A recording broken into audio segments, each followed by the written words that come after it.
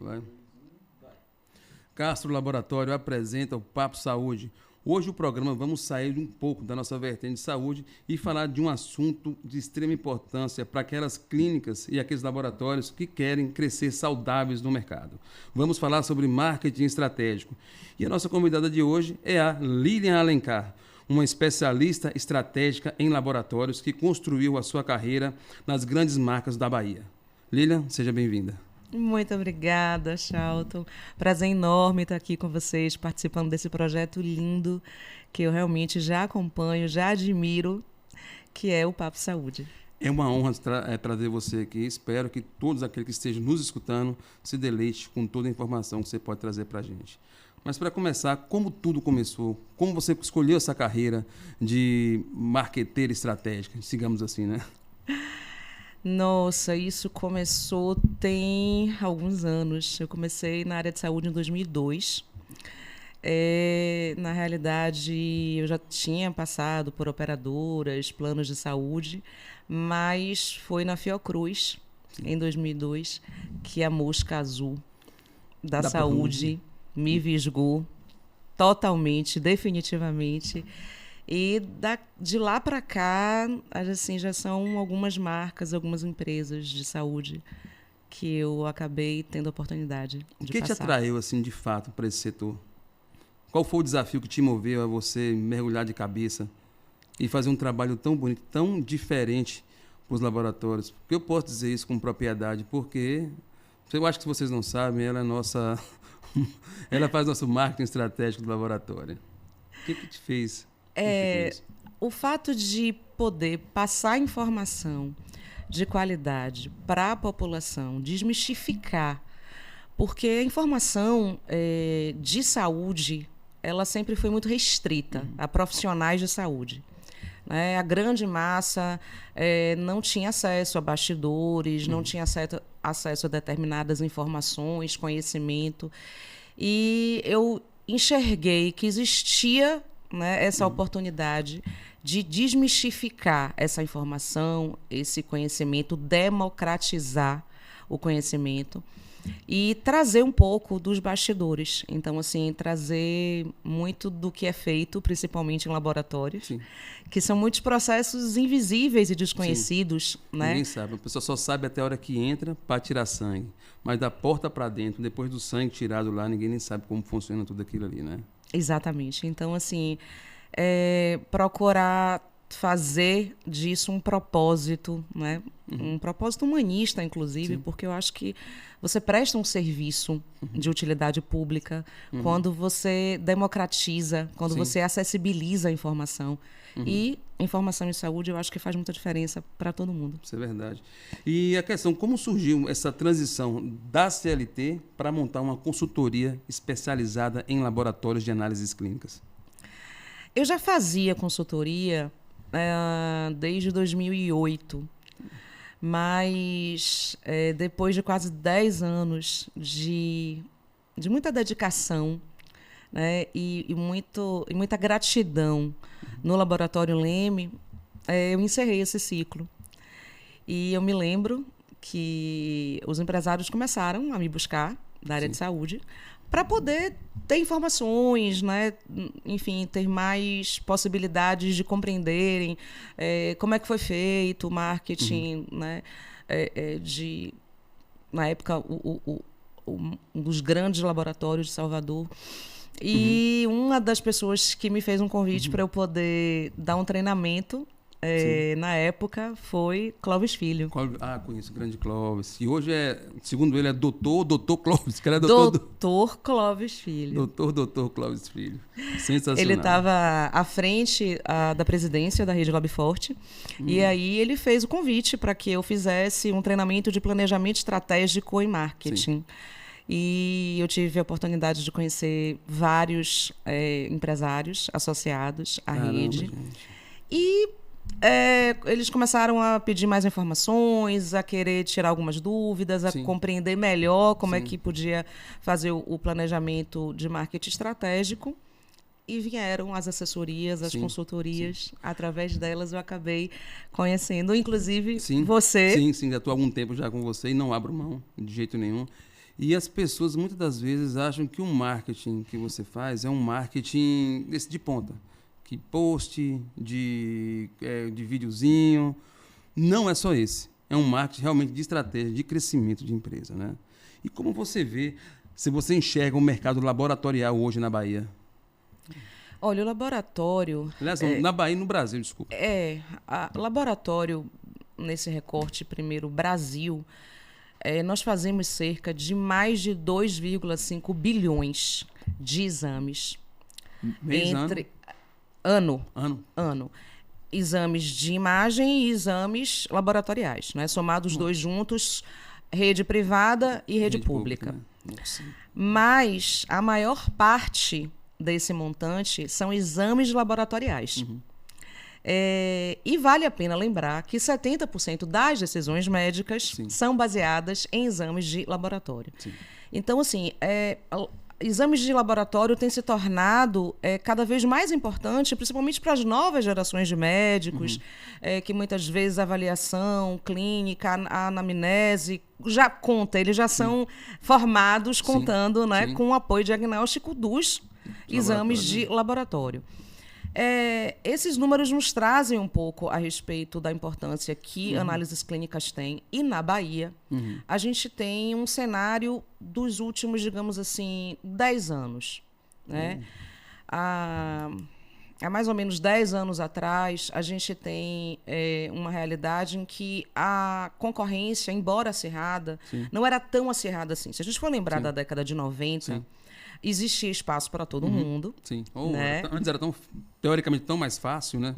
Porque só tinha você ali, o que você oferecesse, estava de boa. Exatamente. Mas, assim, começo mais ou menos dos anos 2000, o mercado baiano ele começou a ser visto com mais interesse, a entrar no radar do eixo sul-sudeste das grandes marcas. E com isso, as marcas locais elas também passaram a investir mais em governança. Sim. A gente vai lembrar que é mais ou menos nessa época que começam a surgir os pacotes de exames. Sim, verdade. Que a gente chama hoje de check-ups. Verdade. Que não existiam antes.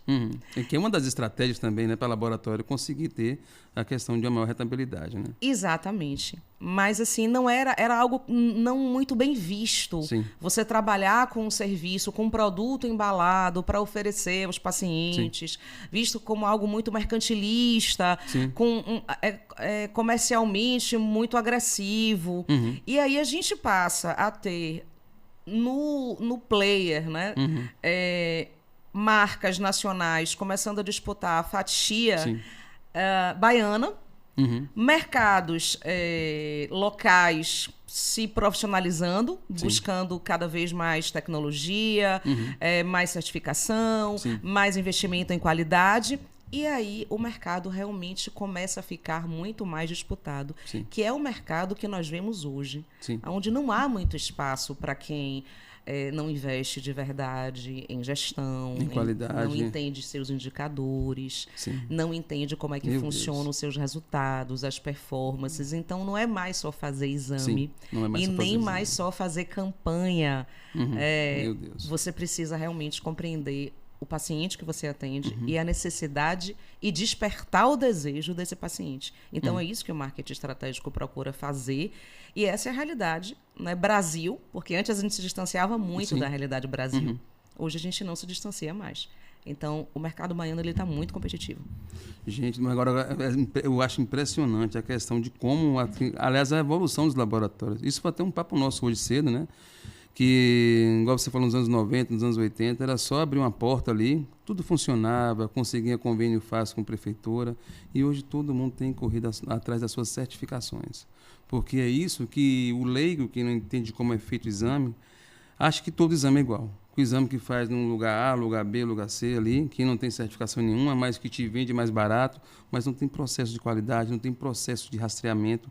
Então, o marketing estratégico, assim, dar aqui meu ponto de vista, só para a gente enriquecer mais na nossa conversa, é mostrar o que a pessoa tem de confiança onde vai depositar a sua saúde.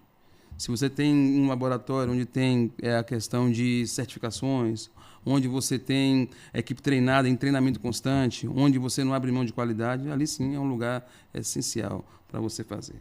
Tá? E como você enxerga o mercado dos laboratórios clínicos no Brasil? É um mercado que vai ficar cada vez mais disputado. A gente tem visto esse movimento aí, né, na primeira década dos anos 2000, de compras, de aquisições, de parcerias, o que também é muito positivo, porque a gente acaba tendo associações muito positivas. O associativismo, como é o caso da Rede Lab Forte, onde o Castro Laboratório Clínico faz parte, de empresários se fortalecendo, trocando experiência, fazendo benchmarking, podendo, inclusive, avançar no processo de gestão e de governança. Porque o que a gente precisa entender é que o marketing, diferentemente do que muita gente acredita, ele não nasce nas redes sociais, num post. Ele nasce na estratégia que é desenhada para que você possa avançar, não apenas nas redes sociais, mas na empresa como um todo. Sim. Então, você precisa, antes de mais nada, conhecer o seu paciente. Sim. Você precisa conhecer qual é o paciente prioritário, como a gente chama, ou majoritário, ou primário no meu laboratório. É mulher? É homem? De que idade? Sim. Né? E, a partir disso, compreender qual é a necessidade desse paciente, que não é mais a mesma de 10 ou 5 anos atrás. Então, assim, sem isso e sem os cruzamentos internos, eu tenho 5 postos de coleta. Sim. Qual é o posto de coleta, por exemplo, que eu tenho maior quantidade de mulheres, maior quantidade de crianças? Como é a jornada do paciente, tanto da mulher que é mãe, quanto, por exemplo, das mulheres que são acima de 40 anos? Sim. Quais das minhas unidades recebem mais homens, mais exames de saúde ocupacional, mais convênios? Então, você precisa isolar para poder entender localmente... Sim. cada um dos seus postos de coleta e depois entender a sua organização como um todo. E entender quais estratégias são locais, Sim. quais estratégias são globais e como você procurar demonstrar a sua força para o público, Sim. principalmente o prioritário. Né? Entendi. Então, hoje, com um grande leque de exames, assim, você tem toda a ferramenta para poder atingir todos os públicos, através de uma boa estratégia traçada. A sua percepção com relação a grandes laboratórios que compram marcas menores, o que você tem a nos dizer sobre isso aí?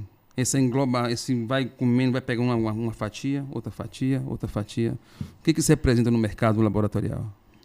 Passei por algumas experiências. Sério? Oh, que bom. Então divida com a gente aí. Passei por algumas experiências, assim, literalmente na pele. Sim. Olha, eu sei que o laboratório menor... principalmente de interior ou de médio porte, muitas vezes se sente acuado, né? Com a presença de grandes marcas que vêm adquirindo, vêm fazendo fusão, tanto na capital, né, por onde isso começa, mas também já migrando, já existem, né, aquisições ou expansão de marcas nacionais no interior da Bahia. E é inegável a força econômica, o fôlego que essas grandes marcas possuem. Sim. Então, é muito natural que o laboratório menor ele se sinta fragilizado diante da presença dessas grandes marcas. Mas existe algo que as grandes marcas não tem, né? Elas não conseguem replicar. Entendi. A proximidade que um Nossa, empresário do interior possui com o seu público. Você conhece a cidade onde você atua. Sim. Você conhece, você conversa com seus pacientes. Você, no caso, é o diretor e o fundador. Sim. Né? Então, esse vínculo né, de proximidade que tende a virar um vínculo afetivo, não só seu, mas como de várias pessoas que fazem parte da sua equipe, isso tem um apelo enorme para o paciente. Você imagina, eu vou, por exemplo, citar aqui a McDonald's. Quem é o dono do McDonald's? Rapaz, não está nem mais vivo. Agora, uma série de pessoas que estão ali administrando agora, que são vários donos, na verdade, né? Os acionistas. Os acionistas, né? Que são vários donos. E ali. O maior objetivo... E ninguém conhece eles, né? O maior objetivo dos acionistas é ter retorno sobre o capital investido. Sim. Então, como é que fala? É o capitalismo selvagem mesmo. Ali, né? Não tem... Quando você tem um empresário local...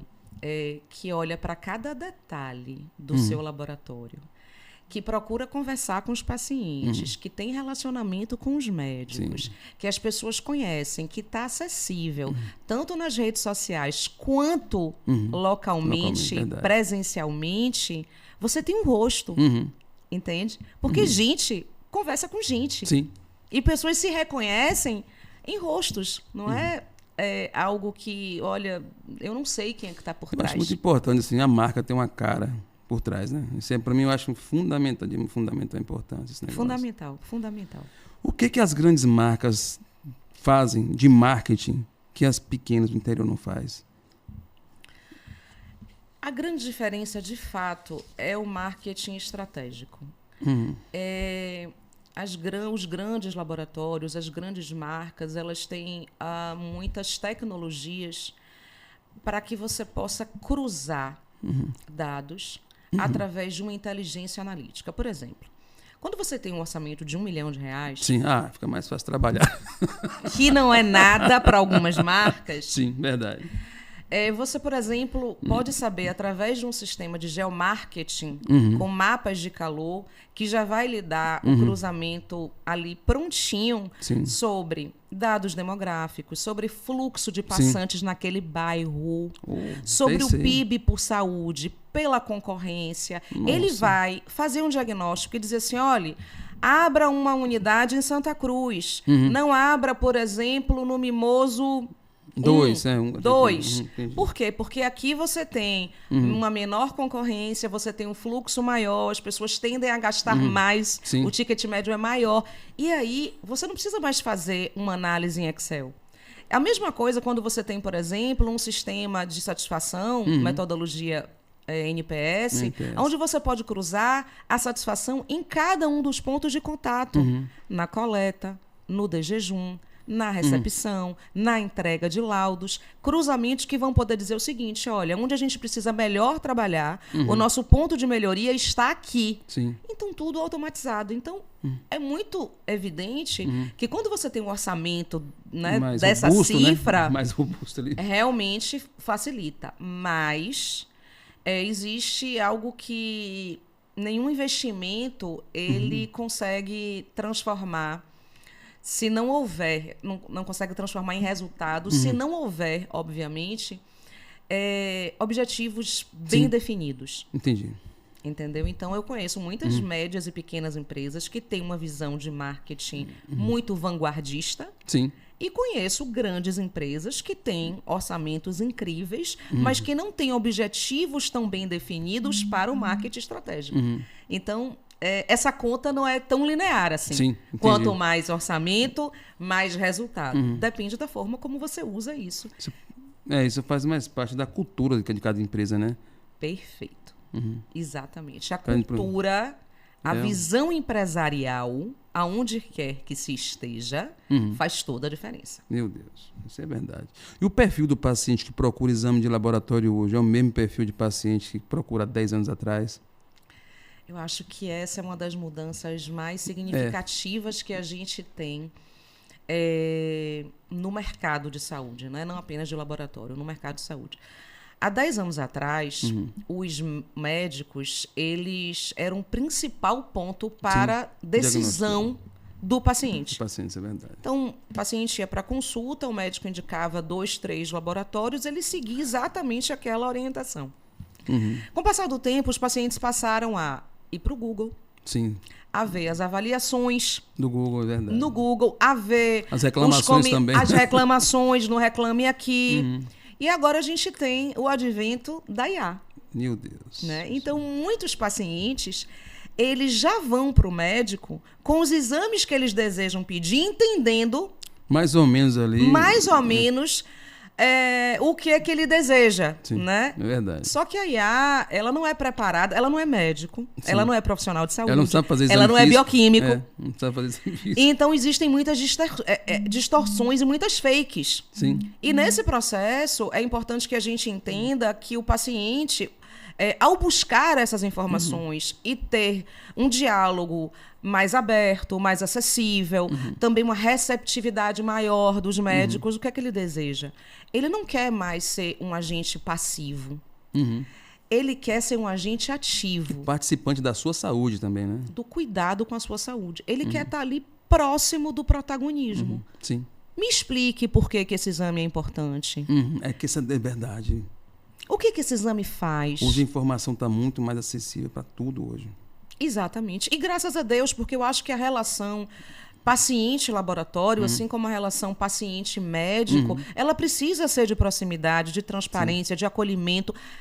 É a vida de alguém, é o tratamento, que está em jogo, né? Exatamente. E no fim de tudo, quem ganha isso aí é o paciente. Então, pela sua resposta aí, então, realmente, hoje, uma das ferramentas que as pessoas utilizam para fazer sua escolha, para decidir por o laboratório A, B ou C, está Google, Instagram, se o laboratório é bem posicionado, está bem relacionado. Isso realmente, de fato, é uma das ferramentas de fundamental importância hoje, né? Por isso que a empresa tem que estar bem relacionada, não é isso mesmo? Exatamente. Precisa estar presente nas redes sociais, mas é importante saber como estar presente. Não basta apenas um feed bonito, não basta apenas acreditar que ter um Instagram vai funcionar. Então, é preciso... A gente sempre... Fazer estrategicamente, né? Estrategicamente, com o porta-voz, que converse diretamente com exatamente o que você vem fazendo e que eu estou tão feliz, porque não é tão simples. Isso é verdade. Isso é né? verdade. Você precisa conversar com o seu público, levar. Você tem falado muito sobre o Monjaro, tem falado que não é simplesmente usar o Monjaro. No escuro, né? Você precisa acompanhar a sua saúde. Gente, saúde durante muito tempo foi uma caixa preta. Sim. As pessoas, elas não Poucas pessoas detinham aquele conhecimento ali, né? Isso ficava muito restrito. A gente tem até a época da pandemia, as pessoas não entendiam sobre vacina. Ah, não, veja bem, é vírus morto, é natimorto. Atenuado e tudo mais. Exatamente. Hoje, depois da pandemia, é verdade. A gente percebe que as pessoas estão interessadas em conhecer mais. Sim. Só que é uma informação que a gente não tem muito acesso. Né? Vocês, profissionais de saúde, têm. Sim. Eu posso ter um pouquinho mais do que a média da população. Isso é muito mais. É muita por gente, estar mulher. trabalhando já um bocadinho de tempo aí na área de saúde. Mas a maioria das pessoas não tem. Então, assim, levar essa informação é muito mais um serviço de utilidade pública para que as pessoas possam fazer escolhas conscientes. Sim. Então, assim, eu sou muito fã de pessoas que se prestam a levar informação, de a qualidade, combater fake news e a poder democratizar o acesso à informação na área de saúde. Rapaz, sensacional. E o comportamento do cliente que está buscando o exame de laboratório, capital e interior, eles têm um perfil diferente, totalmente diferente? Você já falou que algumas vezes, caso dessa, como é que se diz, dessa proximidade. E na capital, como é que é essa busca do cliente pelo laboratório? Depende muito de município para município, mas, de forma geral, os pacientes das capitais precisam ter assim alguns pré-requisitos cumpridos de forma rápida. Então, assim, o tempo de atendimento, sim, né? O tempo que o paciente leva dentro de um laboratório costuma ser algo que é muito mais exigido na capital, porque o ritmo é muito mais frenético. Sim. O próprio tempo de deslocamento dentro dos grandes centros urbanos exige, né, que você, na realidade, não leve tanto tempo para poder passar realizando o exame. O outro ponto é a capilaridade, justamente por conta disso. Sim. Então, assim, eu preciso de mais postos de coleta numa capital, porque o trânsito dificulta tudo. E no interior, dependendo do interior, eu não vou ter demanda que absorva tantos postos de coleta. Né? Isso não vai se justificar. Além disso, a cobertura de planos de saúde. Na capital é muito importante que você tenha muitos planos de saúde, até porque, em algumas realidades, os planos de saúde acabam respondendo pela maior parte da receita. Até cerca de 80%, mais ou menos. Né? Varia de 70% a 30%, né? 60%, 40% para planos de saúde. Já no interior, essa proporção ela é inversa. Verdade. Você tem maior quantidade de particulares e menor quantidade de convênios. Sim. Uma outra coisa que eu percebo muito no dia a dia é uma certa resistência a, por exemplo, atendimento via agente virtual. Mas ali facilita a vida de muita gente, para a triagem inicial ali, né? Mas as pessoas do interior, elas podem começar aquele atendimento via agente virtual, de uma forma automatizada, mas em um dado momento parece que elas querem falar com gente. Sim. Né? Então, existem diversos pontos aí, né, que não se assemelham em relação ao comportamento desse paciente como consumidor. Com relação à competição entre laboratórios hoje, certo? Eles só competem por preço ou ainda existe espaço para diferenciação? Existe total espaço para diferenciação. Ainda há esperança, gente. Ainda há esperança. Existe total espaço para... A gente vê que o mercado está complicado, né? Exatamente. Até porque a gente precisa lembrar que os laboratórios locais não faz nenhum sentido essa guerra de preço com marcas nacionais. Né? É uma guerra perdida. Sensacional. Uma guerra perdida. Com relação até a dos orçamentos que tem disponível para... Exatamente, mas existem inúmeros pontos, inclusive aqueles que eu falei, do vínculo afetivo, sim, da proximidade. Gente, quando você tem uma empresa que é uma marca, um grande conglomerado de marcas, ou uma grande marca, dificilmente quem está lá no corporativo, em São Paulo, em Brasília, sim, no Rio, vai conseguir acompanhar tão de perto a sua equipe, entender quais são as necessidades da sua equipe, aonde essa equipe precisa melhorar e a repercussão disso no paciente, no atendimento, no exame. Quando você tem um empresário local, esse empresário ele acompanha de perto tudo isso e age muito mais rapidamente, sim, sem muita burocracia. Porque a cadeia de governança é até menor mesmo, está direto com ele, né? Não tem coordenador, não tem diretor, não tem, sei lá. Exatamente. E, além disso, esse empresário ele também está mais próximo do paciente para poder retirar dúvida, para poder também estar mais próximo do médico. E dar alternativas para o médico também, é uma coisa muito importante. Exatamente. Né? Isso nenhuma marca vai conseguir replicar em linha de escala em produção. Isso é verdade, isso que você tem falado para a gente. Que muitos laboratórios são linha de escala. Tem que fazer, se pedir isso, faz isso. Se fazer isso, faz aquilo. Então, tem que seguir um script, na verdade. O padrão. O padrão que é muito próximo, né? Se assemelha muito da linha de produção. Sim. Quando você tem algo que digamos assim, mais humanizado, regional, né? Você não perde a humanização. Sim. Entende? Então, as pessoas vão saber o seu nome. Sim. E vão lhe chamar pelo nome. Isso, eu sempre digo assim, gente, não entra em guerra de preço. Porque a gente se posicione, né, Lisa? Se posicione, faça seu posicionamento. E uma coisa interessante lá é que tem algumas pessoas que conhecem o nome da menina que faz a faxina, que faz a limpeza, porque ela faz com tanto esmero aquilo ali, que as pessoas muitas das vezes ficam impressionadas ali. Né? Inclusive, até a moça do café chama pelo nome também lá no laboratório. Eu achei que isso sensacional. Eu vou contar aqui 2 casos, assim, pincelar coisas que eu vivi em laboratórios que tinham como essência... Sim, essa proximidade, né? Essa proximidade. Crianças muito pequenas que chegavam na unidade e corriam para a coleta para abraçar, muito pequenininhas, 4 anos, a perna da coletadora. Porque aquela coletadora... Acolheu, né? Acolheu, conquistou. Então, a criança não tinha medo. Mães de primeira viagem que fizeram o beta-HCG e, ao receberem o resultado, se emocionaram junto com o atendimento. Pacientes com câncer, sim, que, numa determinada ação de Natal, os colaboradores cantaram, né, música de Natal. E a paciente ela se sentiu fortalecida para poder vencer, né? Então, assim, são casos de emoções verdadeiras e de vínculos que são criados e que muitas vezes as pessoas não percebem. Quem está né, atrás do balcão e o paciente não percebe esse relacionamento de troca verdadeira, de conexão. Isso em marcas maiores, onde a rotatividade é muito maior, porque você desliga com muita tranquilidade, de repente você não tem muito apego. Verdade. Então, assim, as pessoas rodam, o histórico acaba se perdendo também, e esse vínculo, porque você não sabe mais, cadê aquela coletadora que seu filho ia abraçar? Meu Deus do céu, é que mesmo. Lá eu costumo falar com uns colaboradores do laboratório, que a gente fica mais junto do que elas ficam junto das famílias delas. Então a gente tem que se dar bem, tem que se acertar, elas têm que incorporar a própria cultura do local, né? Que é uma cultura que foi construída de forma muito profissional através da sua ajuda, né? Graças a Deus a gente percebe, estava até falando com o Murilo hoje, não foi, Murilo? Que percebeu a questão da nossa evolução de quando a gente começou e onde a gente está hoje. né? Isso aqui é meu depoimento para você, que você me acompanha, você atende minhas ligações fora de hora, no horário. Na verdade, a gente já virou amigo, né? Já virou amigo, já que não tem essa não, mas tem me ajudado muito. Mas o que faz a pessoa sair do laboratório, de uma marca, e procurar outra? Não ser mais fiel àquela e ir para outra.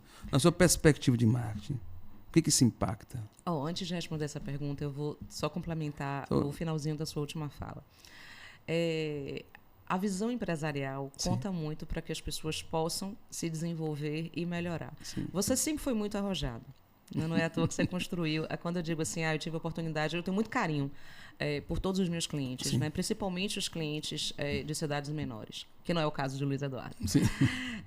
Mas o fato da pessoa ter a visão empresarial e ter sonhado e ter realizado, para mim, principalmente quando esse sonho ele não existia, não existia nada, ele foi construído do zero. Sim. Então, assim, para mim, como consultora, isso é um orgulho. E é algo que, assim, eu me sinto fazendo parte. Eu me sinto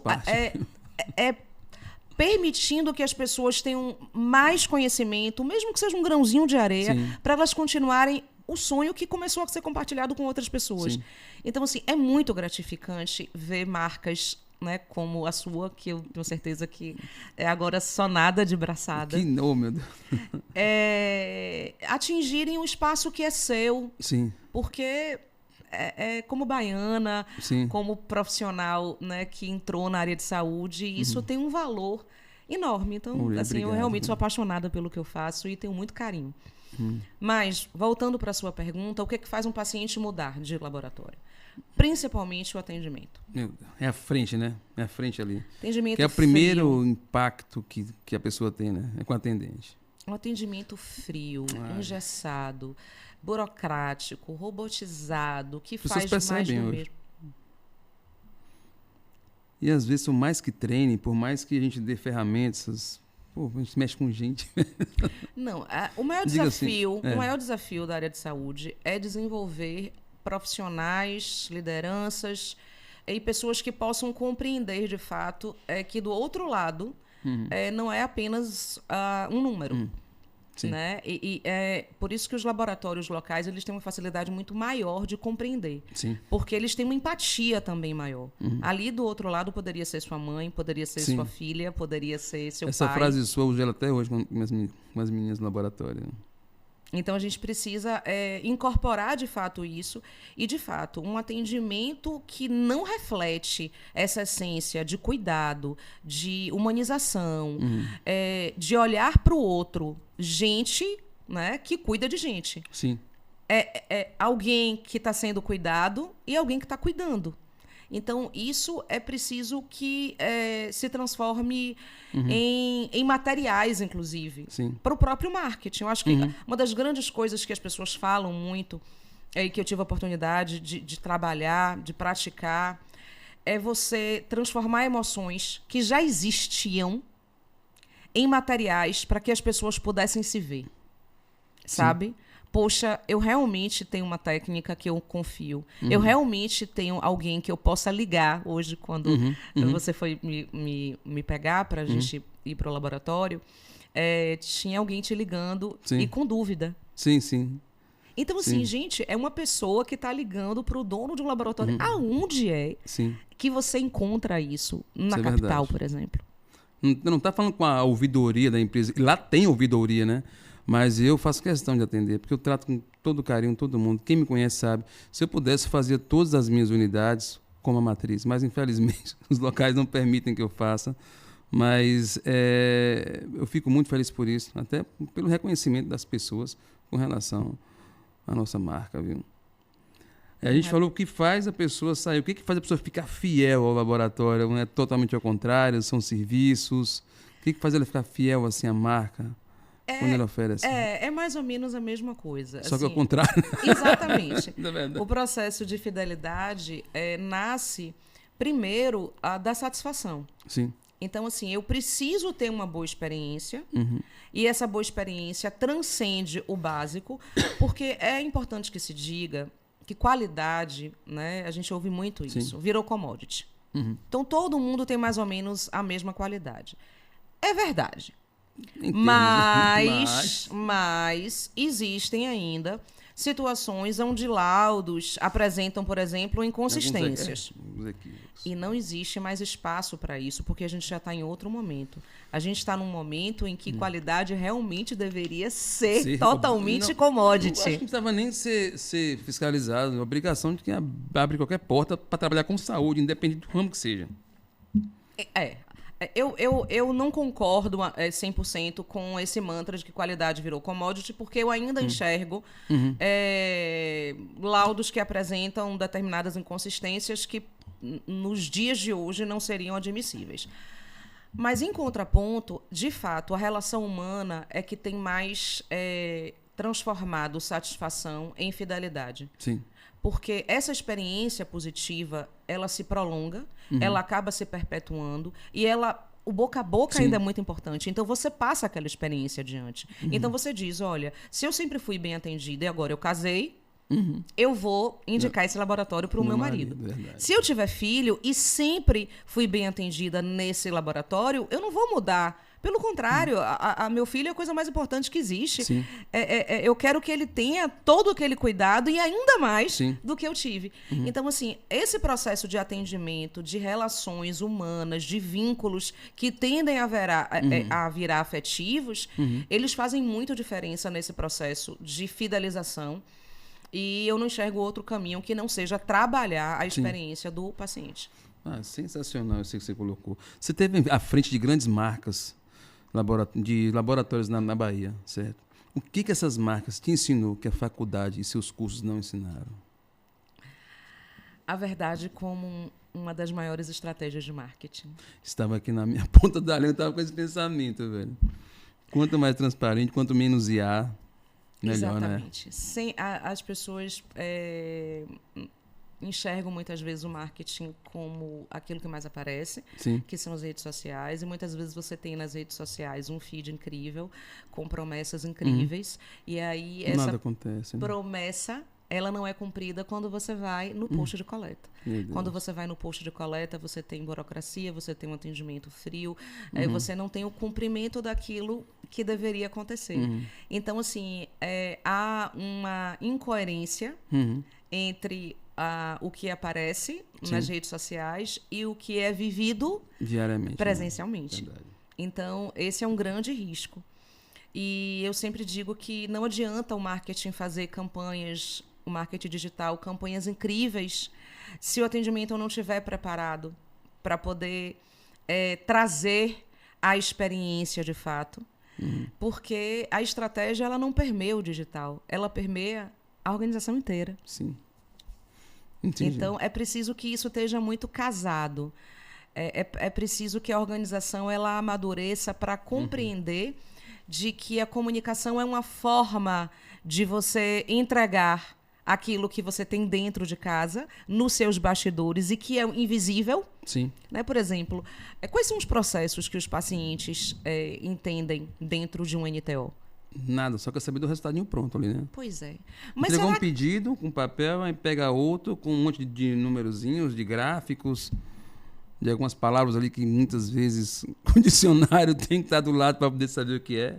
Mas será que levar e tornar essa informação num vocabulário acessível, simples, para que as pessoas possam entender que, gente, são 3 níveis de segurança para você começar a fazer a rotina dia a dia. Você não liga o equipamento e começa... Só vou ligar aqui para botar para rodar. Não. Todo o cuidado que existe em todo o processo que é feito dentro do laboratório. Por que a gente não mostra mais esses bastidores para que as pessoas possam entender o tamanho dessa dedicação? Né? O tamanho desse compromisso. Sim. Então, assim, eu acho que isso ajuda muito as pessoas a tomarem a decisão mais consciente. De ir para o laboratório, né? De escolher um laboratório. Exatamente. É uma parte invisível, né, do laboratório que quase ninguém vê. Abrir área técnica para poder mostrar. Exatamente. A gente tem feito isso algumas vezes, mas vamos intensificar agora, né? Porque vai ser que é muito importante. Mas a questão de mentalidade, e falar em mentalidade, do seu ponto de vista, qual a mentalidade que um laboratório de grande porte tem e a mentalidade de um laboratório de pequeno porte tem relacionado ao marketing? Existe muita diferença, assim, deles dois, assim? Olha só, Existem, como eu disse, Inúmeras, né? empresas de pequeno e médio porte que têm uma visão empresarial e de marketing estratégico muito aguerrida, né, muito madura. E existem grandes marcas que têm um fôlego financeiro e um orçamento de marketing de cifras vultosas, mas que, de repente, não têm essa mesma visão. Então, não necessariamente o orçamento ele vai representar o sucesso. Sim. Claro que o orçamento ele limita, né? Mas não necessariamente existe aí uma... Quanto mais dinheiro, mais sucesso. Né? Exatamente, uma proporcionalidade onde você diga, não, né, tal marca tem um orçamento incrível e vai ter um direcionamento de marketing incrível. Sim. Então, até porque a gente tem que lembrar, como eu disse, que muitas grandes marcas têm por trás acionistas. E o objetivo não é sobre o acolhimento, muitas vezes, ou tão somente sobre o acolhimento. É sobre o retorno do capital investido. Sim. Então, isso também faz muita diferença. Agora, a gente não pode negar que quem tem mais poder de negociação com fornecedores, com planos de saúde e tem orçamentos maiores... Consegue entregar mais. vai né? conseguir, obviamente, uma vantagem competitiva maior. Mas isso não é algo definitivo, não é algo que decide o sucesso ou o insucesso. Senão, nenhum laboratório pequeno chegaria a ter 3 anos de sobrevivência no mercado. Exatamente. E a se tornar, como hoje nós temos dentro da rede Labforte, laboratórios que começaram pequenos e que hoje são gigantes. São verdade. Nossa, como eu tenho aprendido ali dentro com o pessoal de lá, viu? Das estratégias de marketing que você implementou nos grandes laboratórios, qual foi a que você achou que foi mais eficaz? Que você mais te encheu os olhos assim, que você viu grandes resultados? Não só para grande, para pequeno também serve, assim, e médio também serve. Estou tentando pensar aqui algumas. Algumas, olha. Mas coisa boa. Pegar a mais importante. A inteligência analítica. Você conhecer o seu paciente. Rapaz, é verdade. Pela pirâmide etária, pelo gênero, saber qual é o principal paciente que você precisa... Focar mais sua atenção, né? Focar no sentido de qual é a necessidade que aquele paciente tem. Você fazer o raio-x dos principais pacientes para que você possa, inclusive, desenhar uma jornada de experiência onde esse paciente ele se sinta reconhecido. Então, assim, poxa, se eu tenho mulheres a partir de 40 anos que estão na pré-menopausa e eu tenho a possibilidade de oferecer exames que possam atender a essa realidade, ou num custo menor, ou de uma forma mais facilitada, ou através de uma parceria que permita a ela compreender melhor esse momento, que não é um momento fácil.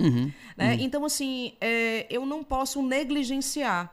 Eu não posso achar que todos os pacientes eles vão ter necessidades. O jovem não tem a mesma necessidade. O paciente crônico tem uma necessidade muito maior. Então, a gente procurar oferecer serviços que possam atender às necessidades específicas. Procurar individualizar serviços por meio dos pacientes, que são pacientes majoritários, vai trazer uma aproximação maior deste público e vai melhorar a relação paciente-laboratório. Isso é verdade. Viu? Então, assim, isso é muito importante, porque a gente acaba tirando para todos os lados, tratando todos os pacientes, mas a gente precisa entender que alguns pacientes têm necessidades básicas. Sim. E estão dispostos a pagar o básico. O básico, entendi. Tem pacientes que têm uma necessidade maior e estão dispostos a pagar uma Ferrari. Isso é verdade. Assim, a gente sabe que os perfis de pacientes de locais são diferentes. Por exemplo, daqui de Luiz Eduardo, a gente está gravando isso aqui, é diferente de Salvador, é diferente de Serrinha, é diferente de Alagoinhas. Teve uma das estratégias que você, durante a sua consultoria, que você traçou para aquele laboratório que te frustrou, que você achou que ia ser infalível e depois não deu certo, baseado assim em um outro local, que você tentou implementar em um local onde uma outra pessoa tinha um laboratório, você achava que ia dar certo e não deu? Tem alguma história que você pode contar para a gente? Tem uma história no qual um laboratório de um porte já mais mais robusto, ele estava no processo, né, que a gente chama de início da curva ali, apontando para a curva ascendente. E ele ainda precisava, de fato, da consolidação, né, na área de análises clínicas. E ele começou a diversificar os seus serviços, trazer muitos serviços complementares. Só que ele não estava ainda no processo de consolidação. Ele não tinha, estava subindo, ele estava ali apontando. Ele não tinha chegado aqui. Um platô, né? E aí, com esses novos serviços complementares, acabou trazendo uma dispersão de atenção e de investimento, que a gente tem que lembrar que os serviços complementares, eles levam um tempo para retornar tempo de o investimento. Ali, até as pessoas acostumarem que tem aquele serviço. Não é uma receita que vai acontecer rapidamente, mas as despesas elas vão impactar no serviço principal. Sim. Então, isso acabou sendo algo que não teve impacto positivo. E depois desse serviço complementar, ele acabou não continuando, né? Não continuando. Assim, entendi. O que pode ser aproveitado das estratégias dos grandes laboratórios para o laboratório do interior? Já que nós temos aqui no interior essa questão dessa proximidade e o laboratório da capital tem essa questão de grande produção, esse ritmo alucinante de convênios, de tudo. Se bem que para Luiz Eduardo está mais para a capital que para o interior aqui. Né? Luiz Eduardo tem uma realidade muito diferente de outros municípios da Bahia. Eu acho que é a questão da gente investir em inteligência analítica. Entendi. Da gente entender, de fato, o que é que o paciente deseja. Sensacional essa colocação. Fazer a pesquisa de satisfação, entender quais são as sugestões, quais são os pontos de melhoria. Não ficar tentando inventar a roda. O paciente ele já diz o que é que ele deseja. Ele diz, inclusive, quais são os serviços complementares que ele quer. Que ele quer, é verdade. Né? Então, assim, a gente muitas vezes não aproveita tanto essa informação que vem direto, né? Tá tudo ali, gente. E se a gente cruzar a faixa etária com gênero, com qual posto de coleta frequenta, com tudo que a gente tem dentro do sistema, a gente vai ter as respostas que a gente busca sem precisar estar na adivinhação. Entendi. Então, assim, eu acho que, claro que ferramentas, plataformas, softwares, CRMs, e, enfim, ajudam muito, mas é possível, até porque eu fiz muito essas análises em Excel, e eu acho que isso não depende de investimento, de grandes orçamentos. É possível fazer, eu tenho feito com o Murilo, inclusive, e a gente consegue avançar e ter um retrato muito, muito fiel da onde investir, por que investir e o quanto aquilo vai atender às necessidades e despertar o desejo de procurarem a marca, dos pacientes, porque eles vão confiar, porque a imagem, porque tem Dr. Charlton, porque eu passei a conhecer, porque eu me sinto bem, porque eu conheço a coletadora, porque eu fiz uma sugestão que foi atendida. Então, eu acho que a gente precisa se ater a essa inteligência analítica e parar de tentar copiar o que os grandes, imensos têm. Tem que é diferente. E que não vai representar a nossa essência. Sim. Não, isso aí, você falou tudo aí. Até a questão de economia financeira, de onde você pôr o seu dinheiro, é muito importante também. Porque foi isso que você nos ensinou a fazer. Inclusive, até algumas coisas que eu fazia antes, hoje eu não faço mais. Por conta dessa inteligência analítica, cultura nova, que você implementou no nosso laboratório, que hoje, antes de qualquer, ou juntamente com a ISO 9001, antes de qualquer outro passo que a gente vai dar financeiro, a gente já tem toda uma análise por volta disso aí, ver se faz ou não faz. A certificação ISO 9001, de que forma ela tem que ser comunicada ao paciente para usar desse marketing estratégico aí, de qualidade? Toda a informação técnica, ela precisa ser traduzida na linguagem mais simples possível. Então, quando a gente fala, por exemplo, certificação ISO 9001, e às vezes a gente ainda coloca 2015. Que foi a última versão. Que tanto número é esse? Pois é, mas para o paciente 2015 é muito longe, então ele fica achando que está antigo, né? Que está antigo. Entendi. O paciente ele não consegue entender que 2015 foi a última versão. Sim. Às vezes eu, inclusive, sugiro, gente, não precisa colocar o 2015. Mas a gente precisa realmente mastigar, porque muita gente ouve falar em ISO. Mas as pessoas quem não é do meio não sabe o que é ISO 9001. Sim. As pessoas não sabem que é um selo internacional que certifica a qualidade dos processos mediante auditoria externa e o investimento financeiro que isso representa. Eu me lembro que um tempo atrás a gente teve uma questão num laboratório do eixo sudeste, vou colocar assim, que os protocolos de segurança não estavam sendo cumpridos e que tinha parado de ser auditado e que, no fundo, o que se tentou fazer foi reduzir os custos com auditoria e com os níveis de segurança, e vários pacientes tiveram resultados que não refletiam a realidade. E por que isso aconteceu? Eu acho que é um tema que merecia bastante atenção. Sim. O paciente não sabe quão caro é investir em qualidade, em certificação. Porque ninguém vê o retorno, empresário principalmente, não vê retorno de imediato, como se comprasse equipamento novo, né? E o paciente também não tem ideia do que acontece por trás, depois do cadastro feito, né? Não, e a própria ISO, você precisa de auditor externo, Sim. você contrata uma empresa externa, você treina, tem uma série de pré-requisitos. Então é muito mais fácil, por exemplo, você não ter. Sim, verdade. Né? Porque não vai fechar seu laboratório por isso, desde que você esteja só lá na questão de registro da vigilância sanitária. Inclusive, essa última auditoria nossa, tivemos acompanhamento do Inmetro, para você ter ideia. Além dos auditores da própria ISO, para nos entregar a certificação, vieram junto com eles, porque os auditores, né, Murilo? Do Inmetro, né?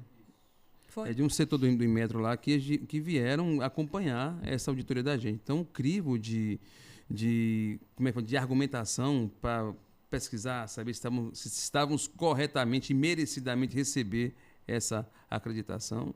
Graças a Deus, deu tudo certo ali entre a gente. Né? Existem laboratórios de conhecimento de quem está, né, nos bastidores que não conseguem a recertificação. E a gente conseguiu. Eu sei, mas vocês sabem que tem laboratórios que não conseguem. Não conseguem. Pois é. Então, seria tão importante, né, se o paciente puder dizer assim, vem cá, vocês já foram auditados esse ano? É verdade. Né? Da mesma forma que se pergunta, que as pessoas estão buscando saber se os médicos, eles têm... o RQE. O RQE de especialista, poderiam perguntar quais são os certificados, as acreditações de qualidade que o seu laboratório tem. Está atualizado? Eu posso ver? Meu Deus do céu. Porque lá a gente deixa exposto na parede. Isso é um investimento que, quando não é feito, existe um impacto, como Sim. houve lá no Rio de Janeiro, né? Essa economia, se é que pode se chamar assim, mas que a gente só percebe a falta que faz quando a gente passa a não ter. Meu Deus do céu. Realmente, essa questão da ISO 9001 é um gargalo que, digamos assim, dá um upgrade muito técnico e de confiança para todo mundo que usa, tanto médico que prescreve e indica, quanto paciente que vai lá usar os serviços, que tem certeza que aquela empresa é idônea e faz todos os processos que foram pré-requisitos. Esses processos previamente foram avaliados para poder ser validados. Né? Agora vamos falar de branding. Palavra bonita que eu acho. O que é ter uma marca forte em laboratório? Eu não sou muito de usar americanismo, porque eu acho que não facilita. Eu aprendi assim. Eu sei que... Não, o pessoal da minha área só fala inglês, né? Branding e tal. Eu falo gestão de marca. Né? Eu acho que mesmo? facilita. Facilita mesmo. Né? Porque, assim como a área de saúde tem muitos termos técnicos, a área jurídica assim também. Eu não falo muito marketês, não. Eu não sou muito fã, não. Mas, assim, o que é que torna uma marca forte? O reconhecimento e a reputação. Só que para você reconhecer algo, você precisa, antes de mais nada, conhecer. Sim. Né?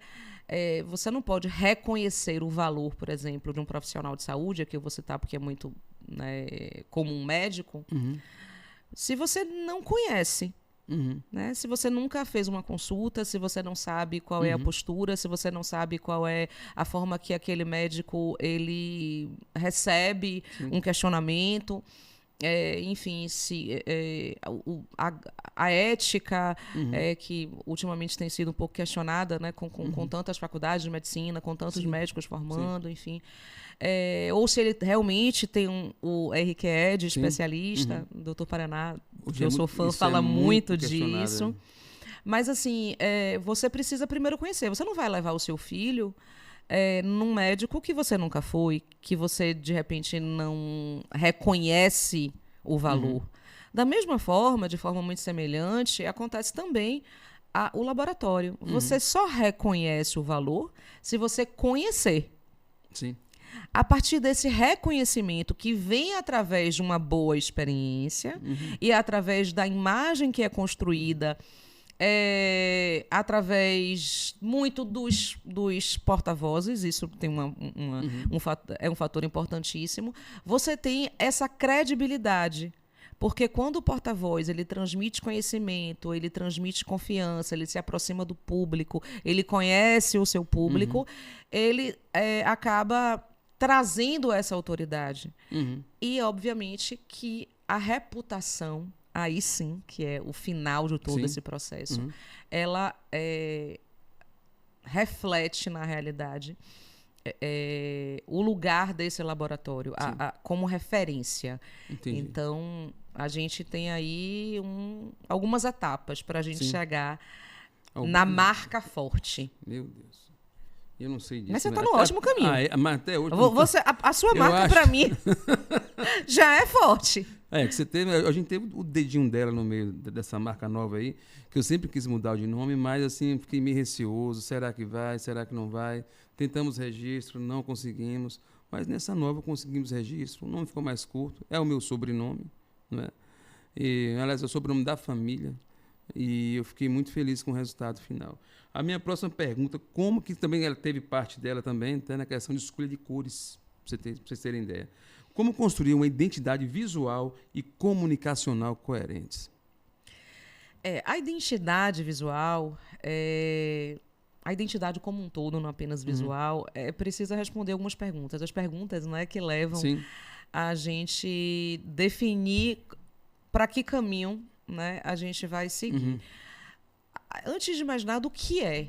Né? O que é esse negócio? O que é essa marca? Qual é a imagem que eu quero transmitir? Como é que eu quero ser percebido?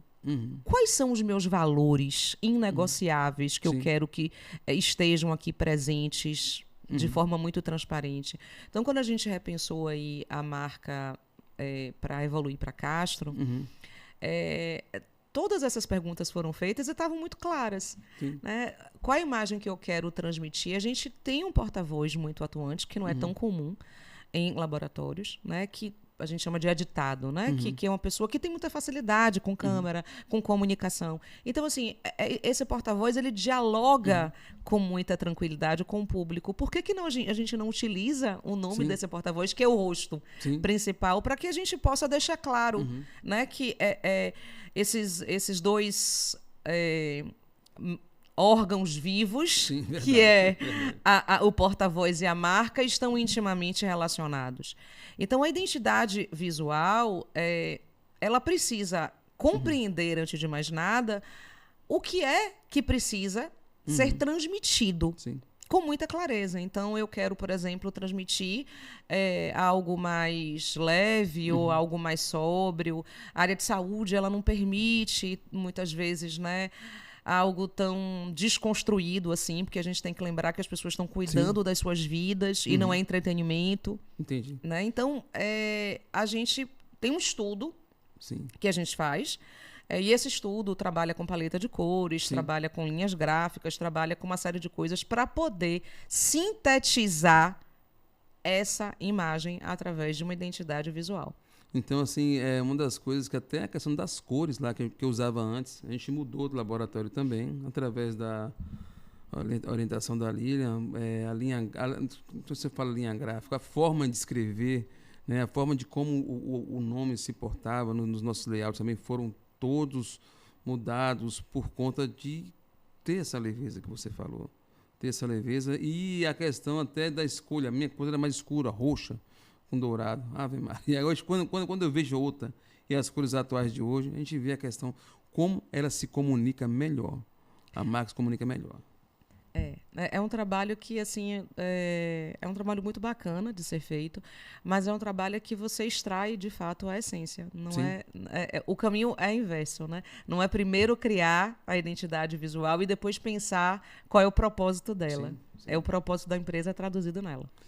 No setor de saúde, a confiança vale mais do que qualquer anúncio, né? Como se constrói isso? É algo muito próximo da reputação. Sim.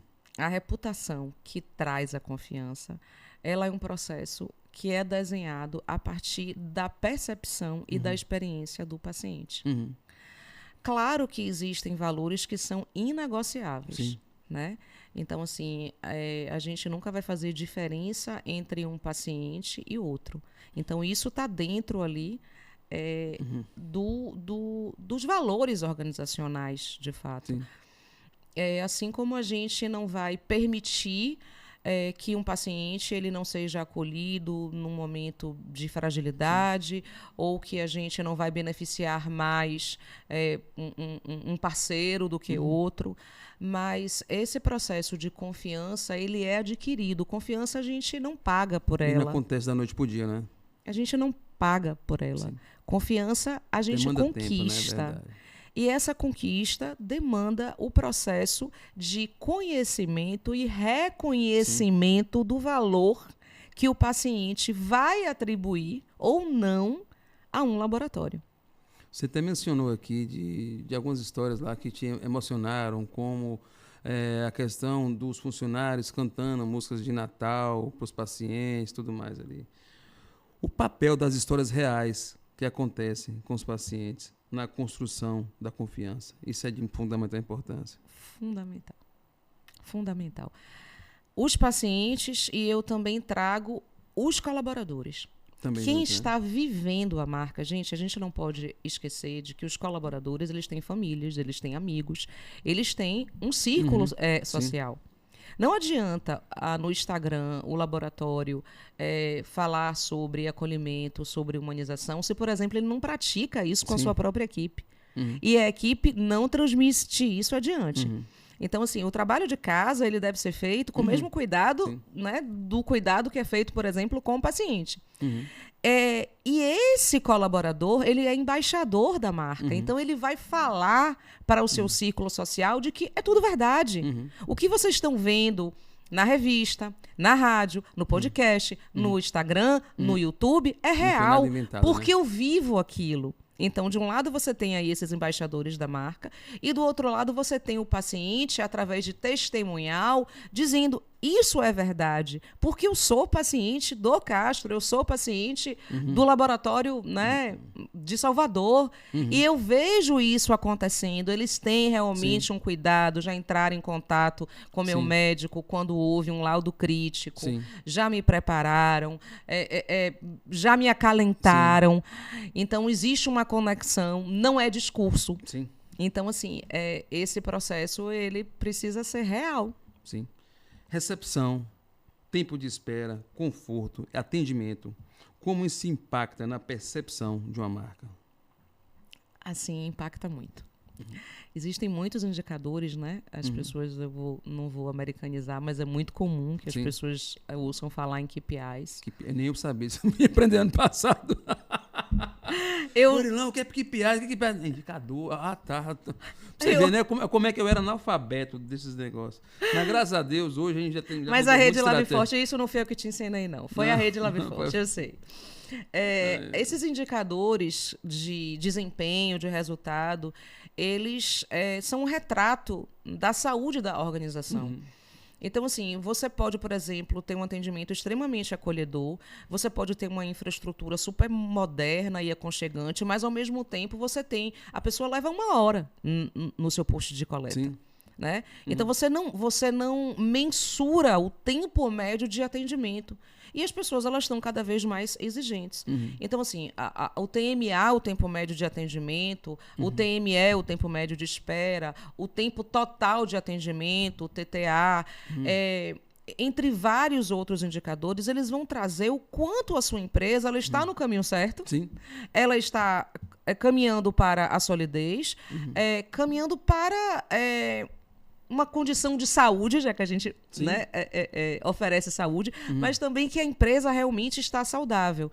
Então, a gente precisa, nesse processo de governança, de fato, as pessoas acham que é apenas fazer exame, mas a gente está monitorando tudo. A gente está monitorando a satisfação do paciente através do NPS. O Castro, por exemplo, eu sei de qual é sateado, tem uma meta de 90 pontos de NPS, que é uma meta super aguerrida. Bem desafiadora, viu? Que a gente tem atingido nos últimos tempos. E quando um dos postos de coleta começa a sinalizar alguma coisa, a gente faz reunião, avalia. Outras estratégias para poder aumentar isso de novo. Exatamente. Então, a gente tem uma série de indicadores que não é apenas o conforto, que não é, assim, o que é um atendimento bom. Você precisa objetivar isso por número.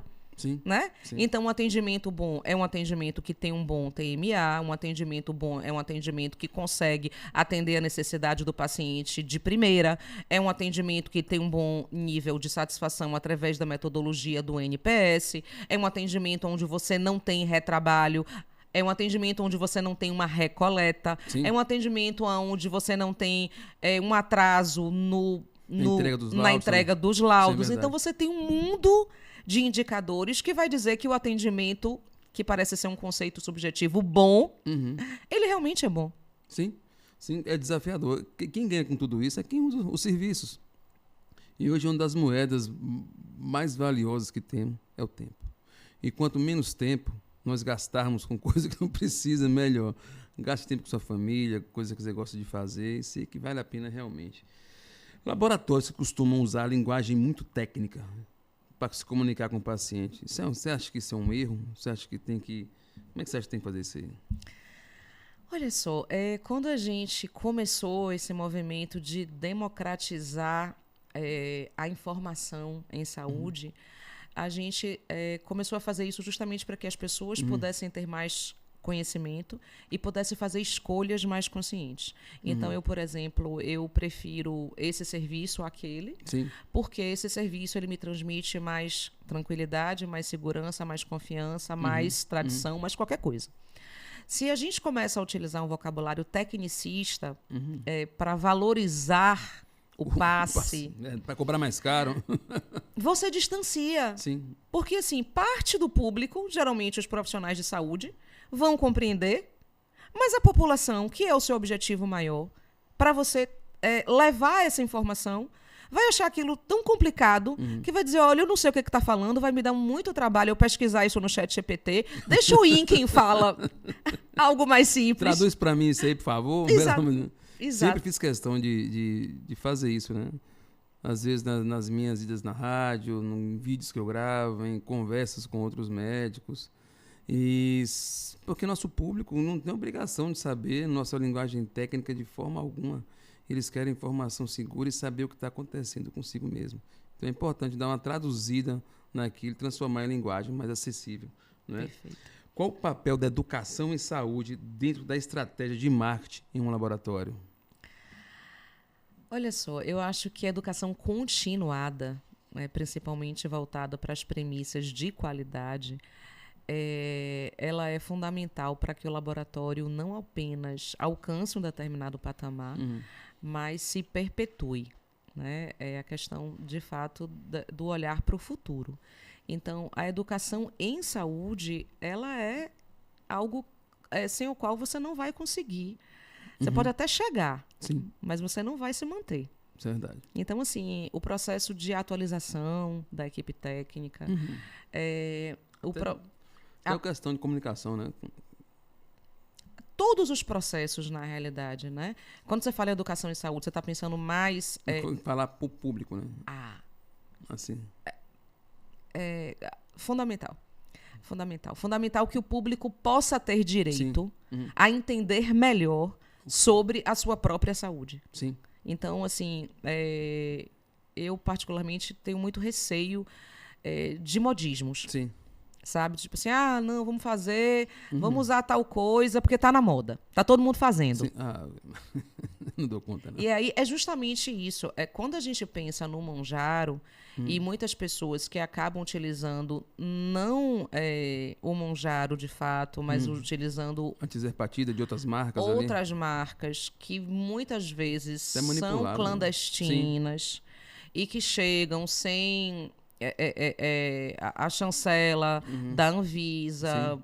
Sem o rigor de controle da qualidade do produto no transporte também. Se aplicam em casa, não tem nenhum tipo de controle. Você não sabe... Nem monitoramento, né?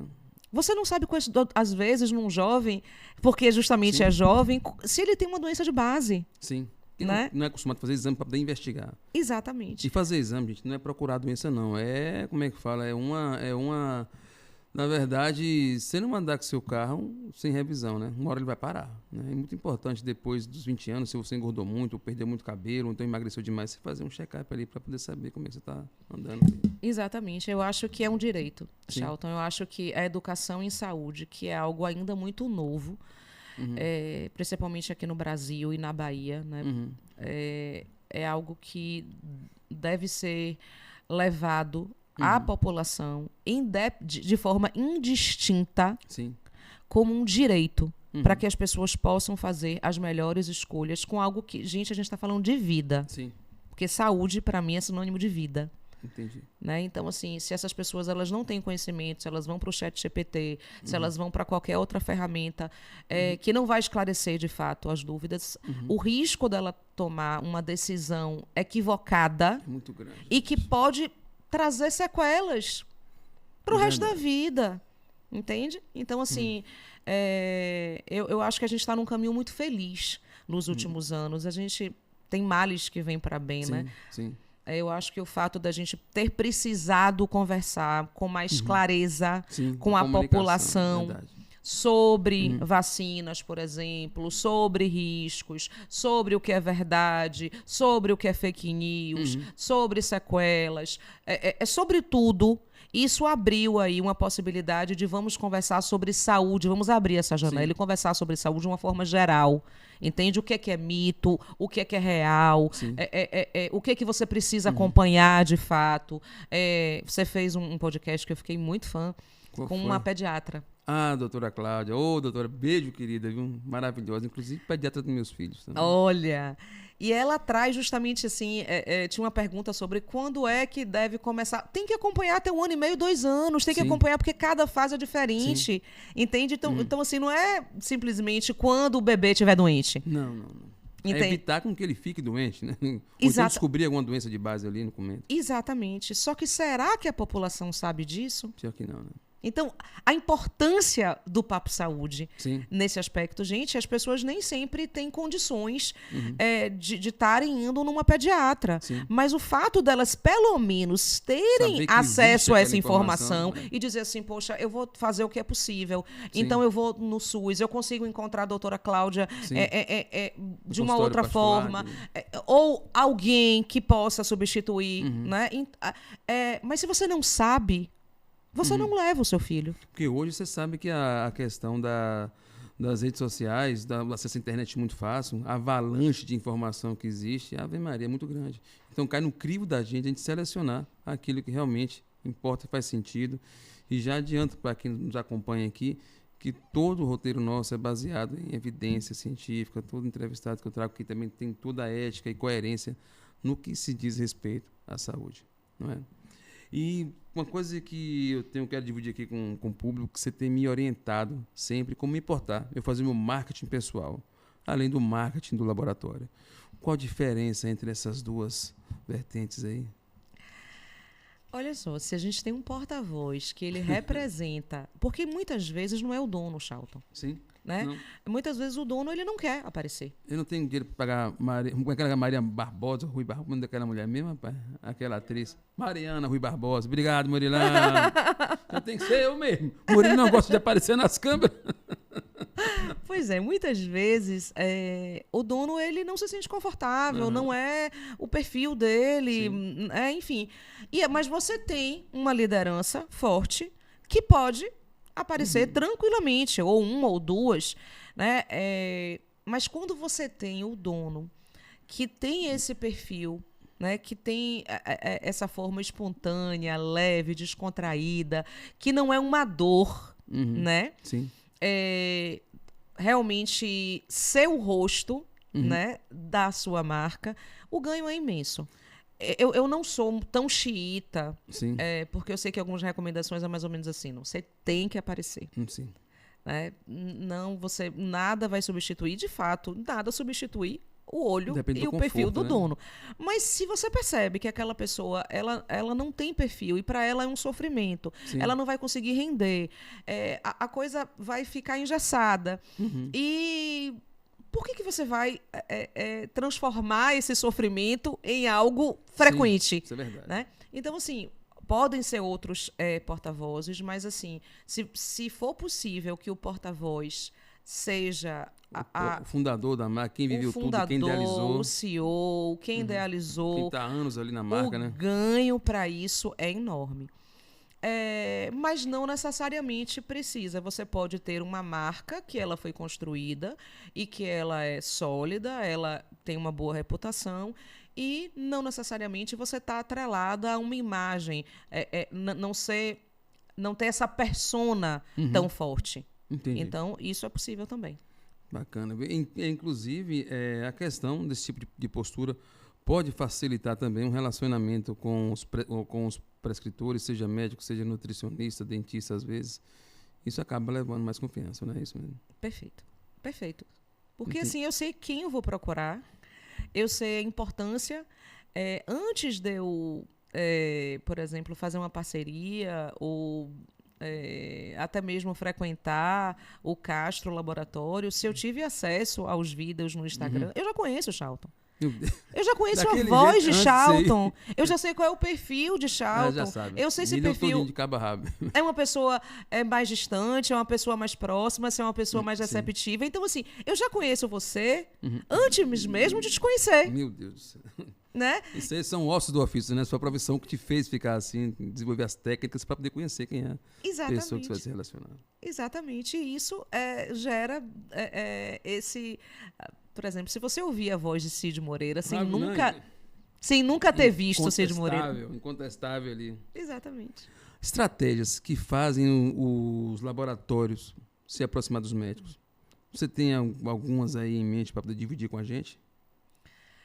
Tenho algumas. Eu sou muito cautelosa em relação a esse tema. Sim. Por motivos que a gente tem vivido na área de saúde. Sim.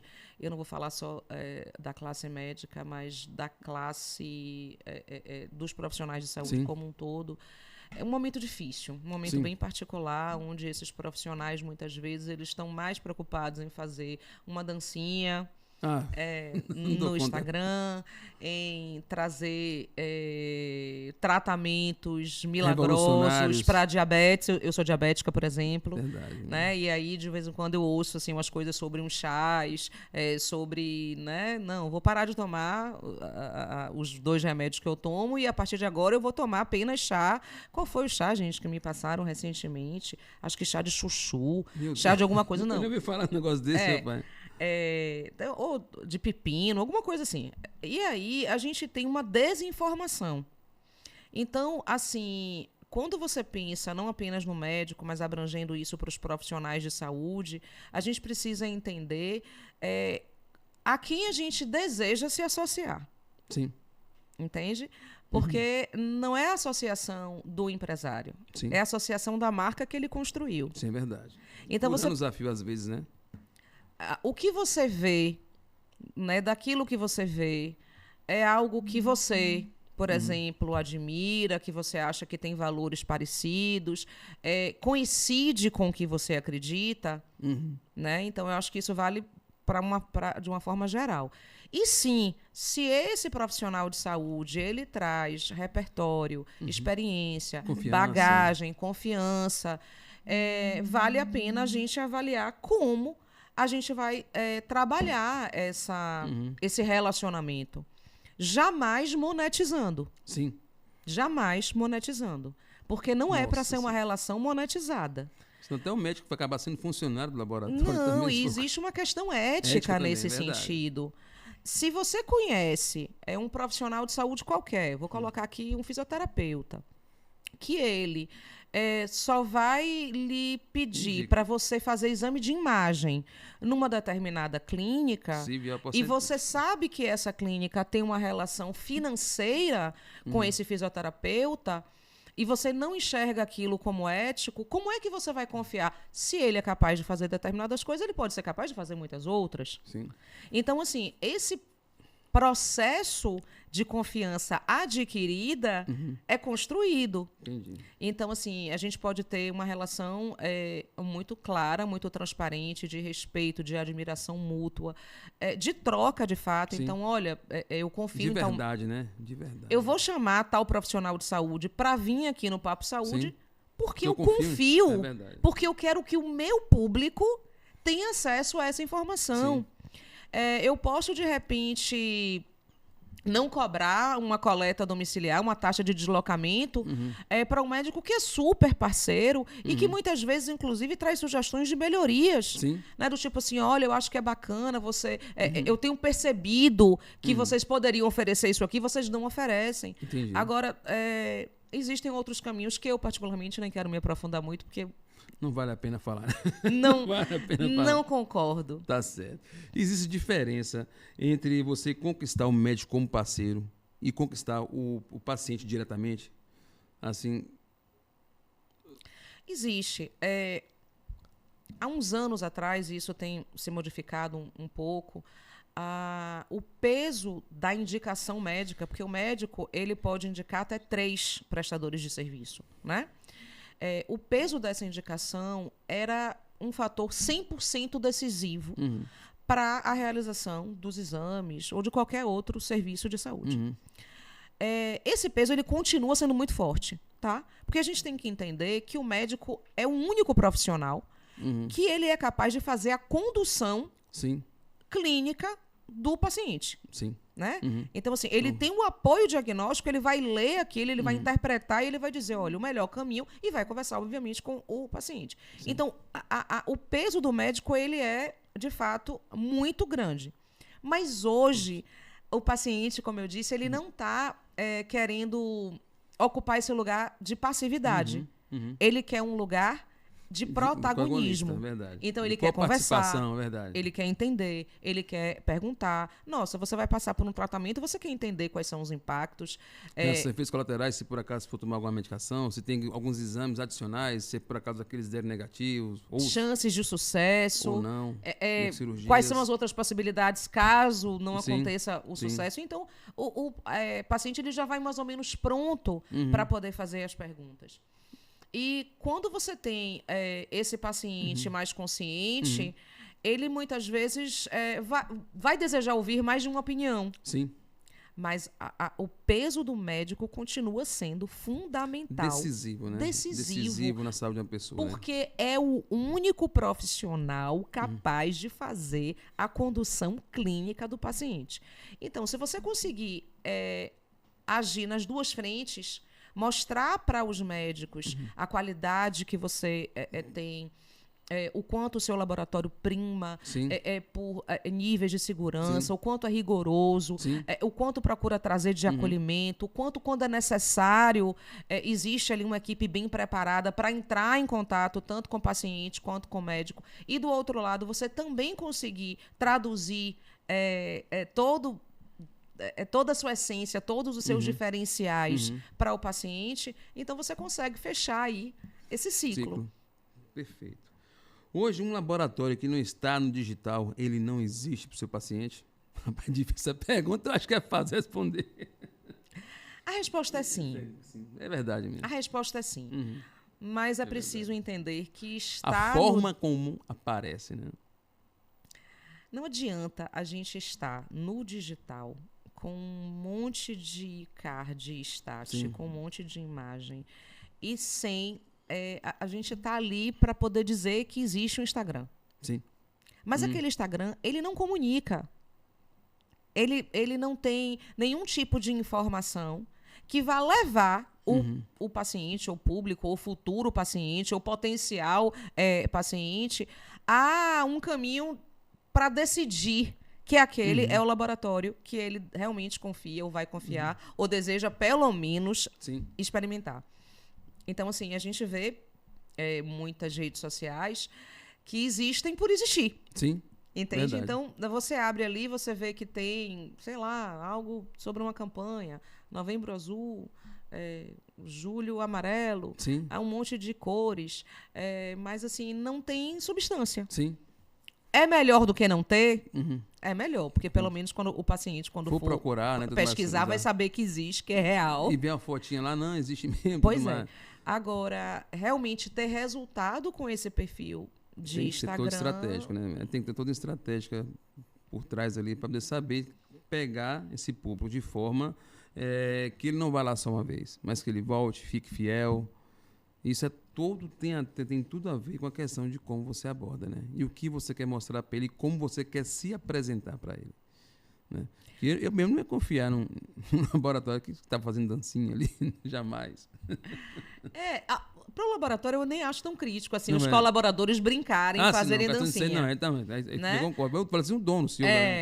Eu acho que, assim, depende. A gente tem até leve, casos de médicos em Salvador, na área de uro, que são extremamente desconstruídos, mas que, assim, tem uma qualidade técnica muito grande. Exatamente. Um abraço aqui para o Dr. Rossi Uri, viu? Também sou fã dele. E ele desconstruiu completamente porque ele tem um propósito. Qual é o propósito? É quebrar o tabu masculino a respeito do exame de próstata. Sim. Né? Então ele usou... O homem tem tanto medo disso, gente. Não deveria ter, gente, mais em 2026. É inconcebível que homens tenham algum tipo de tabu em relação a um exame em 2026. Enquanto existem casos de pessoas que têm, inclusive, histórico na família de câncer de próstata. Então, pelo amor de Deus. Então, eu acho que o Dr. Rossi, ele vem com um apelo mais leve. De leveza, né? de humor. Sim. Mas ele tem um objetivo claro. Ele não está indo na mídia, na onda, entendeu? Nas trends. Nas trends para poder ganhar like. Sim. O desejo dele, como um médico muito reconhecido de muito tempo, é dizer o seguinte: parem de ter esse tabu, parem de ter esse preconceito. Se cuidem. É verdade. Qual o papel do Google Meu Negócio para uma empresa local? Acho que o Google, como todo, né, ele tem um papel extremamente importante, porque ele vai posicionar da forma, obviamente, como as estratégias são desenhadas, a marca num lugar de destaque. Né? Eu não falaria apenas do Google Meu Negócio, mas de todas as ferramentas Google. Trazem um posicionamento extremamente importante. Seja porque você tem ali a sua bandeirinha no Waze, seja porque você pode tem saber... Tem até avaliação, né, no Google Meu Negócio, você pode saber e tudo mais. Exatamente. Inclusive, só te cortando aqui, mas já deixando aqui uma coisa já bem elucidada, a gente teve uma cliente, né, que veio no laboratório, estava passeando de motorhome, passou aqui pela cidade e nos achou pelo Google Meu Negócio ali, né? Ou pelo... o Google mesmo, aquela pesquisa do Google. Achou... Ela questionou, ela até falou isso com a gente, que apostou ir no laboratório para questionar se era aquilo tudo mesmo que ela estava vendo. Mas, graças a Deus, a resposta foi positiva. Foi Dona Nilda que falou isso para a gente. Lá. Dona Nilda e a Lohane. Sim. Amanhã você pergunta ela para você ver como é que foi. Sim, eu lembro desse caso. Agora você falando, eu me lembrei. Eu acho que o Google ele é uma plataforma muito robusta, com muitas soluções de marketing interessantes. E muita gente procura. E foi instinto, né? A lista telefônica, onde você procurar, vou estou digital aqui. E realmente, gente, a gente tem que estar no digital, tem que estar em cima dessa plataforma tão inovadora. E o mundo está caminhando para isso. Sim. E eu tenho que fazer isso com estratégia. A questão do tráfego pago, qual a sua visão nisso para laboratórios, tanto da capital quanto do interior? Já que você atende essas duas vertentes.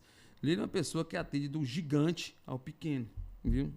ela tem toda uma visão, assim, digamos assim, holística nesse tema, que eu gostaria de saber a opinião dela. Sem estratégia, desperdício de dinheiro.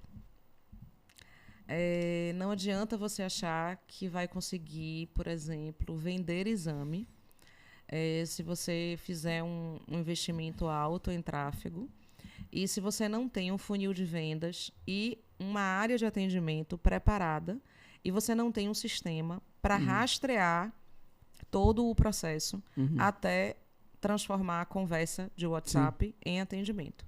No meio do caminho, isso se perde. Eu presencio quase que diariamente essa ilusão se transformar em frustração.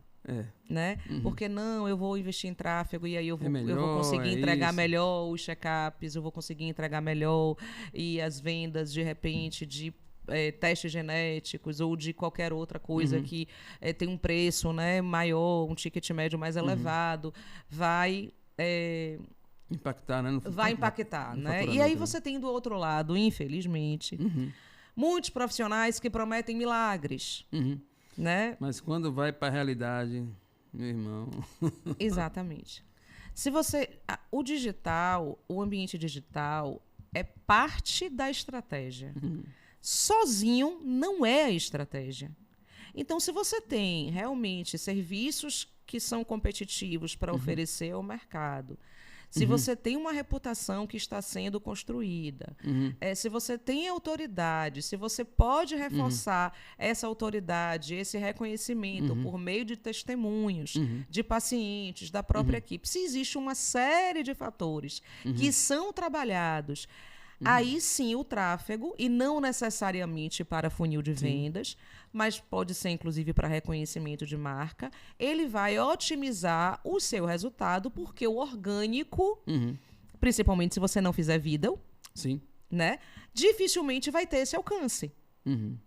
Mas apenas investir em tráfego sem estratégia, e não apenas estratégia digital, mas estratégia como um todo, não vai trazer o resultado esperado, que se espera. Né? Então, o tráfego você acha melhor, assim, para quem está iniciando agora, fazendo tráfego pago para a internet, você acha que esse tráfego seja melhor para não gastar dinheiro à toa? Você acha que ele tem que ser mais investido em autoridade e reconhecimento de marca do que na venda de produtos? Com certeza. Já que os produtos de laboratório que a gente tem a oferecer, muitas das vezes é vacina, às vezes é um pacote de exame, às vezes não tem essa mesma aceitação. Vacina funciona. Vacina funciona? Vacina funciona, porque tem algumas vacinas que têm lista de espera. Entendi. Tem vacinas que as pessoas já estão querendo... E não está disponível no mercado. E que não está disponível. Então, você entra ali, né? É literalmente um e-commerce. Então, você já reserva, digamos assim, aquela vacina. Mas, gente, a gente precisa entender que saúde não é um serviço de prateleira. Sim. Né? Por exemplo, você vai marcar e pagar a consulta para os médicos da sua família. Quantas vezes você fez isso online? Mas eu digo assim, agendar, pagar, receber... Nunca fiz isso. Pois é. Mas se sua filha precisar de uma vacina, ela não está disponível, e você sabe que há a possibilidade de chegar daqui a uma semana, uma pneumo. Sim. Né? A pneumo que cobre a maior parte das patógenos, né? Pronto. Você vai dizer, não, caramba, vai ser muito mais rápido se eu fizer aqui... pagar, deixar já reservado para mim e tal, tudo mais. Exatamente. Depois eu vou lá e tomo a vacina. Exatamente. E até porque você não necessariamente precisa de uma preparação. Entende? Você não precisa de... Nem sempre, óbvio que a pediatra vai indicar, etc. e tal. Mas você pode...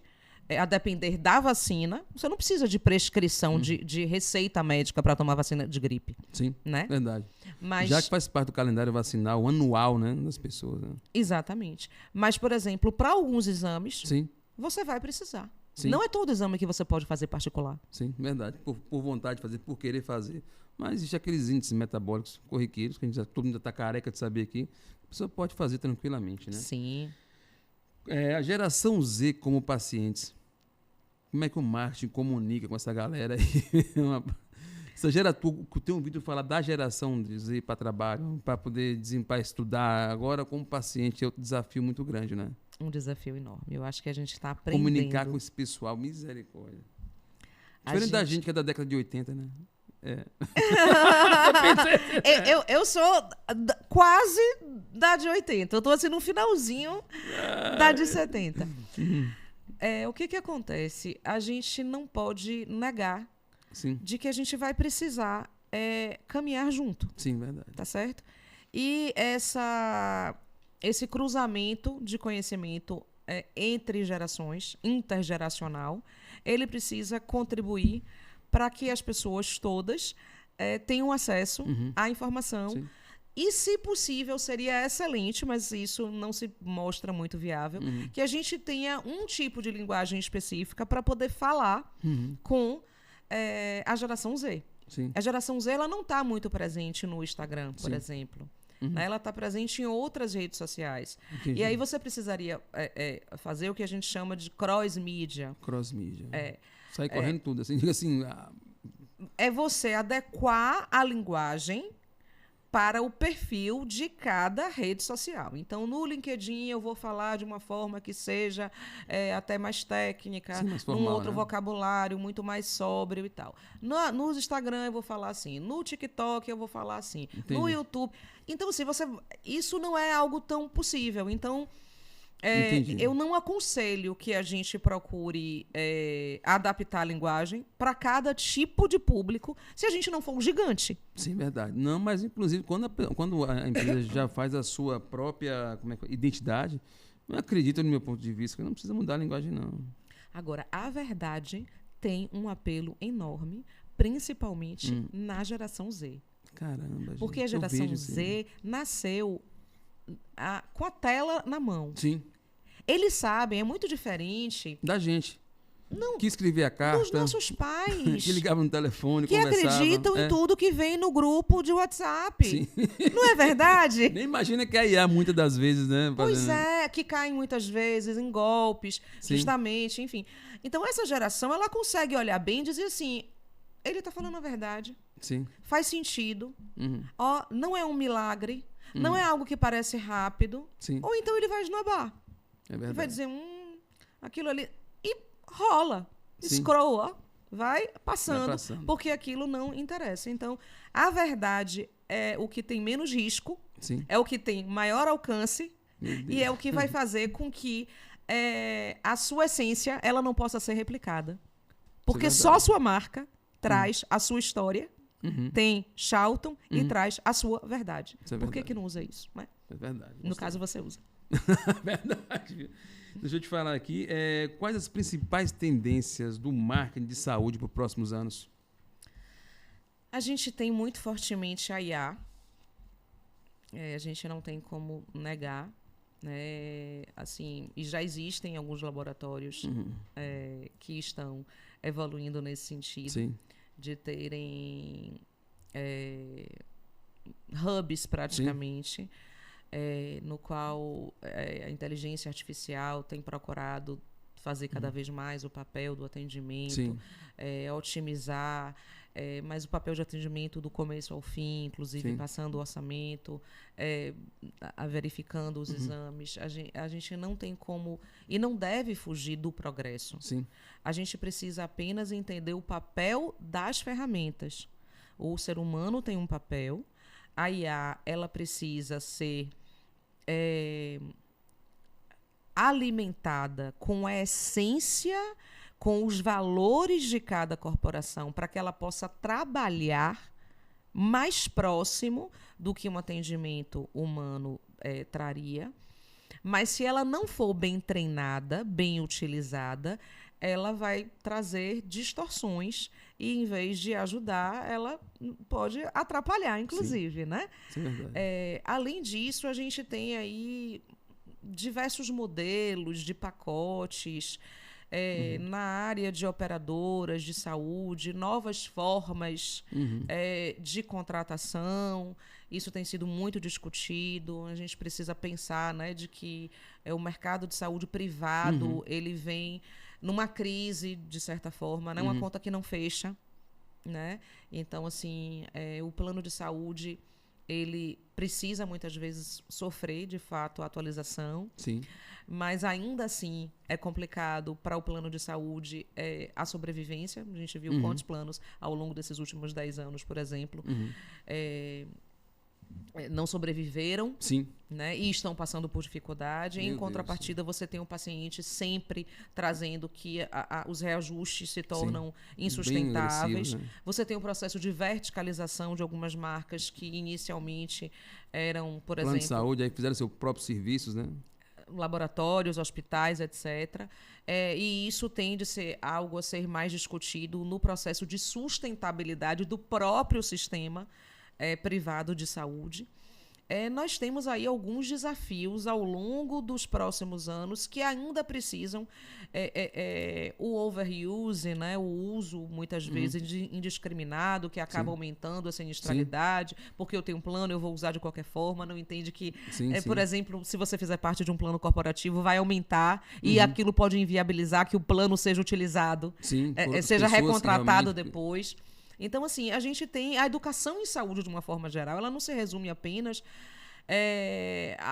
aos exames, ao que fazer, ao tratamento, mas à própria sustentabilidade desse sistema. E a gente ainda está um pouco, digamos assim, verde nesse aspecto. Né? Mas eu acredito que tanto a tecnologia que a gente está vendo, né? Os robôs já operando, que bacana, né? Os robôs sendo utilizados em larga escala, em grandes parques tecnológicos, e a complexidade do sistema de saúde privado com todos os seus reveses serão assuntos recorrentes para que a gente possa encontrar, na realidade, o melhor ponto, tanto para a tecnologia quanto para a sobrevivência desse sistema. Porque a gente tem laboratórios que não aguentaram. Sim, verdade. Em sua opinião, qual é o maior erro de marketing que os laboratórios cometem? É não fazer o marketing? É preferir ficar tranquilinho, fazer aquele feijão com arroz ali, não tentar usar na questão de mostrar a sua marca? Olha, eu acho que o maior erro é achar que está fazendo marketing. Entendi. Gostei.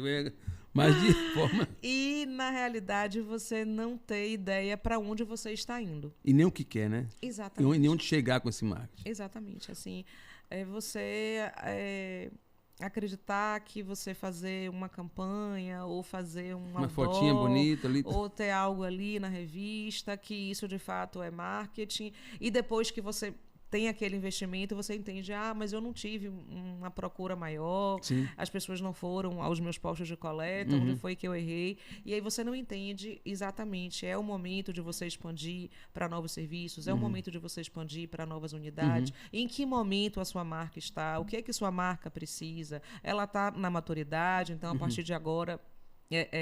porque depois o processo não é você chegar aqui, é você se manter aqui. Se manter, isso é verdade. Né? Então, você chegar muitas vezes é fácil, né? Não é fácil, mas se manter é mais difícil.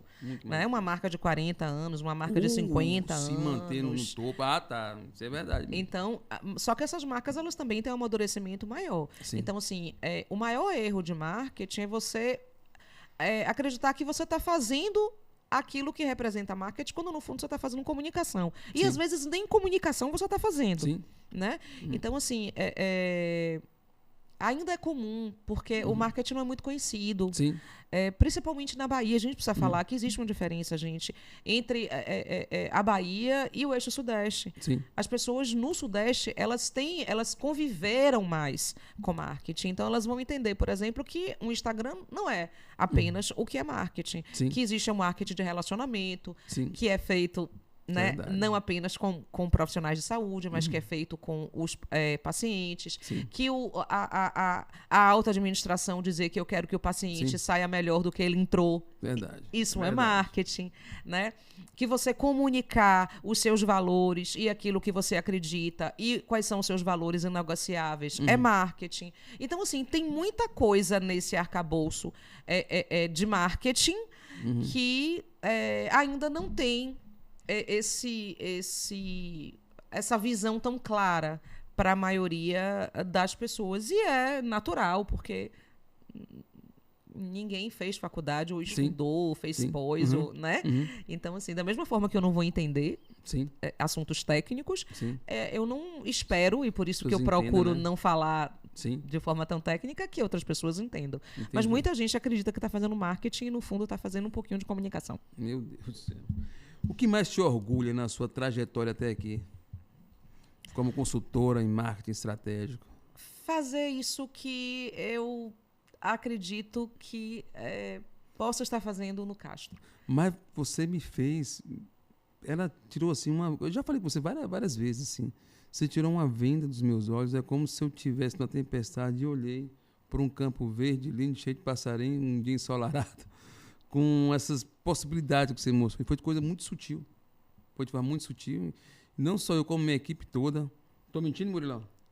Aceitou de forma de coração aberto e foi sensacional. Viu? Eu acho que contribuir para que histórias que já eram de sucesso possam avançar e se tornar ainda maiores. Porque a gente tem que lembrar, gente, que uma empresa, ela não é apenas uma empresa que presta serviço. Ela, muitas vezes, movimenta a economia local. Principalmente em cidades menores, que não é o caso de Luiz Eduardo.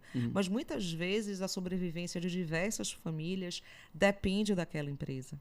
Né? Então, quando você percebe que existe o risco, como já aconteceu comigo, de laboratórios virem para mim e dizerem, olha, eu acho que eu vou fechar, a concorrência está muito grande, e a gente conseguir, né, com trabalho, com esforço, com suor, com dedicação, não apenas minha, porque eu não faço trabalho sozinha e não faço milagre.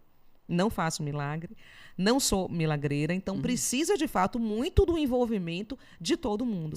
E você percebe que aquela marca, ela conseguiu sobressair, né? Sobreviver e voltou a crescer. Gente, é algo que, assim, não tem preço. Verdade, isso é verdade. Principalmente no interior da Bahia. Por que você fazer isso, às vezes, na capital, né? Dá um suporte, dá uma ajuda, uma assessoria. De marcas já consagradas, já bem estabelecidas, é diferente. Mas, assim, é muita satisfação poder utilizar a experiência que eu adquiri para transmitir.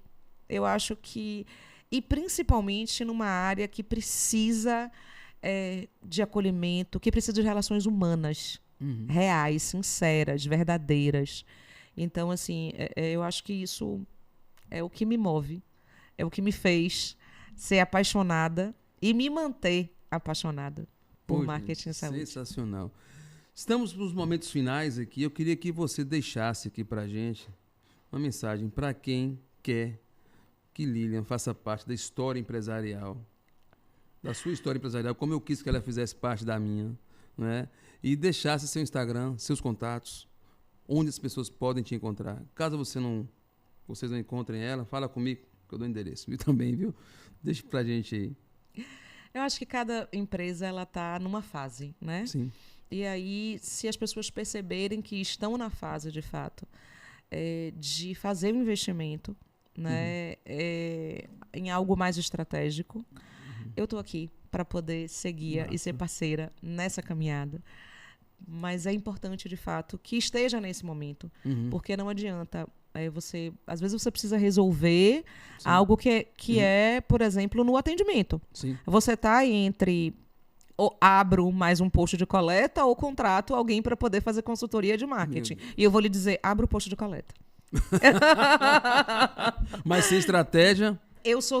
Mas se você está no primeiro, segundo, terceiro posto, tá de boa, né? você vai conseguir organizar isso. Eu sou muito sincera, sou muito transparente. É verdade, eu preciso que as pessoas tenham consciência de que não é num estalo. Né? E essa mensagem para quem deseja não apenas ter Lilian ou qualquer outra consultoria com marketing, eu acho que é importante para que as pessoas tenham consciência e façam uma decisão no momento certo.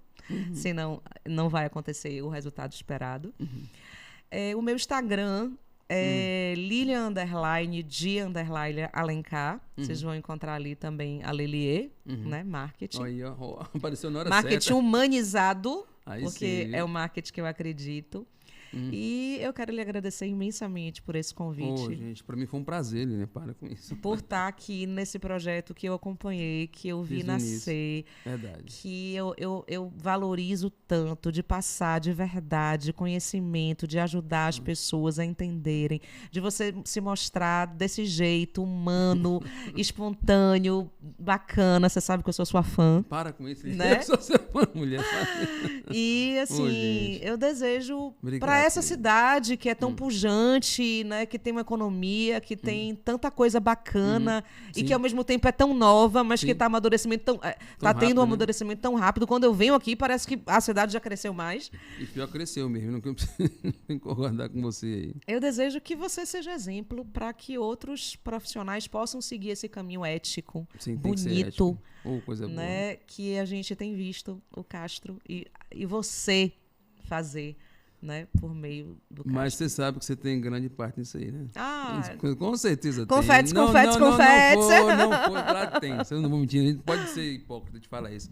Mas muito obrigado por sua presença e até a próxima. Obrigada a você. Valeu.